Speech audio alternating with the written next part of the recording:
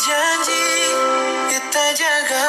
Saya sampai mengatakan, loh, ini Pancasila kok semacam tabula rasa, saya kan begitu. Ini seperti kertas kosong yang nanti terserah isinya lebih lanjut itu mau diisi dengan apa, itu terserah penguasa yang akan memimpin di situ.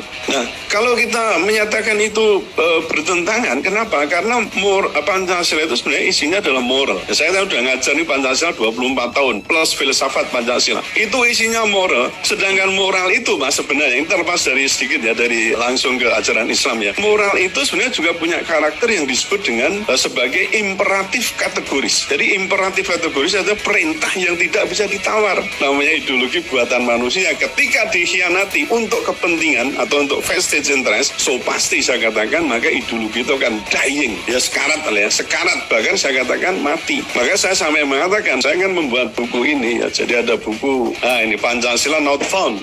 Loh, ini bukan main-main loh ini. Pancasila Not Found. Pancasila 404 Not Found. Pancasila tidak ditemukan.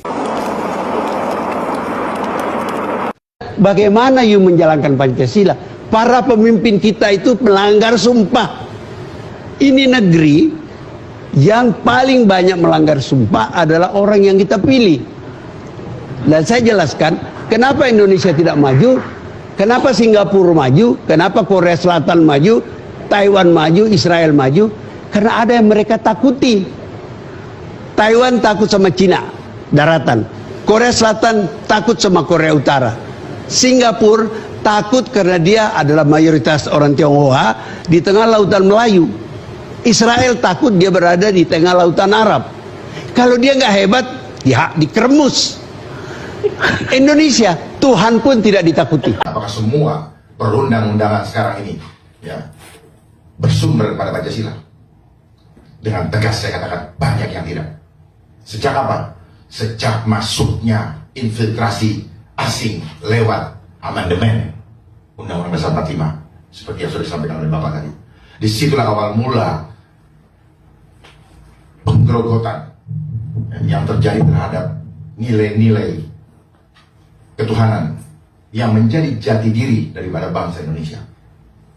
Sadar atau tidak sadar, sebenarnya kita sudah jauh dari cita-cita dan tujuan proklamasi tahun 1945 yang tercantum di dalam Undang-Undang Pembukaan pasal ayat 2 dan pembukaan ayat 2 dan 4. Kenapa terjadi penyimpangan yang begitu jauh? Akibat arus global. Dan itu apakah terjadi dengan sendirinya? Tidak. Ada yang mendesain sejak tahun 1945. Didesain oleh United Nations. Jadi ketika kita masih menjadi anggota United Nations, jangan harap Pancasila jalan. Saya tegas katakan, saya ambil risiko dengan perkataan saya, karena saya tidak mau bangsa ini hancur.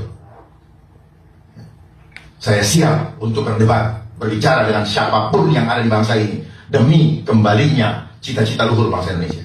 Siapapun, saya siap. Jadi pemimpin-pemimpin politik kita ini, terus terang aja, sebenarnya bicara ideologi itu sloganistik. Ideologi dijadikan sebagai suatu daya tarik kepada orang seolah-olah kita ini ideologis.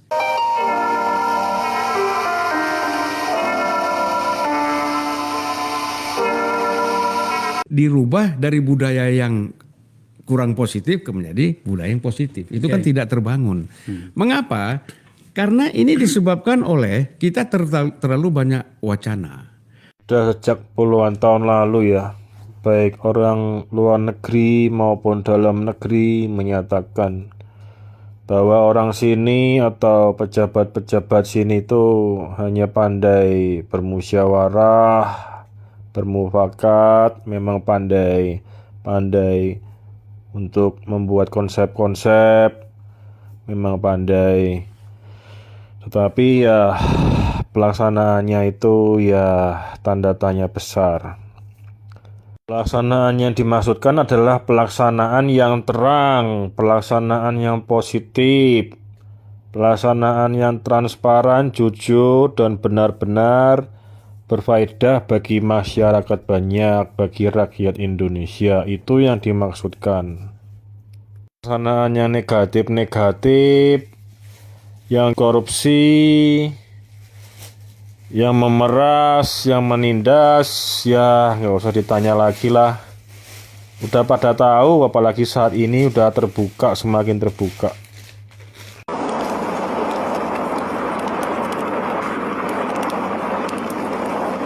Aduh, di Indonesia ini kita udah juara, bikin proposal, bikin seminar, gitu. Ya kan, tapi actionnya nggak ada. Ya kan? Saya ngomong loh, ya kan, dengan Gus Ipul, ya kan, Sekjen NU, ya kan. Kita di, saya kebetulan di NU sebagai benar. Kita di NU itu punya ruangan, ya kan, ruangan yang namanya tanda tangan akte PKS, ya, perjanjian kerjasama, ya kan, MOU. Tapi udah gitu selesai, ya. Itu bukan di situ aja, di semua ormas. Yang actionnya nggak ada, follow up-nya nggak ada, actionnya nggak ada. Ngapain tuh pencitraan aja buang-buang waktu? Nah itu harus dirubah gitu. Dan ngomong jangan salah, kita ini kalau bikin proposal juara, mungkin juara dunia. Iya kan? Bagus kertas filmnya, segala macam dekorasinya, punya khusus, punya pakai konsultan khusus. Gitu. Nah ini harus kita robah gitu, ya kan? Moralitas kita ini bobrok sebenarnya. Sehingga apa? Nggak selesai-selesai masalah itu. Setiap muncul periode baru, muncul penjahat-penjahat baru, muncul koruptor-koruptor baru. Berkesinambungan kan, terwariskan itu, moral-moral seperti itu.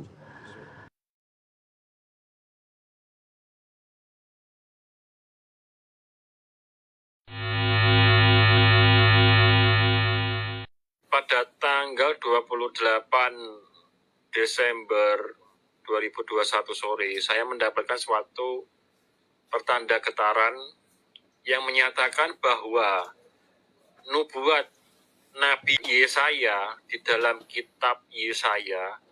Namun terlepas dari semua itu, pandangan manusia itu berbeda dengan pandangan Tuhan ya.